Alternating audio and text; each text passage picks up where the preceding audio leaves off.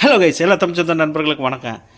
என்னன்னா, நம்ம room mat வந்து ஃபேஸ்புக்கில் வந்து ஒரு இது நியூஸ் வந்துச்சு. இந்த மாதிரி குடோனில் வந்துக்கிட்டு வேர்ஹவுஸில் வந்துக்கிட்டு நிறைய சாமான்கள் வந்து ஆஃபரில் கொடுக்குறான்னு சொல்லிட்டு, நம்மளும் சரி ஓகேன்னு சொல்லிட்டு நண்பரை சந்தித்து நாம் எல்லோரும் மொத்தமாக வந்து ஒரு வண்டியில் வந்து ட்ராவல் பண்ணி அந்த இடத்துக்கு போனோம்.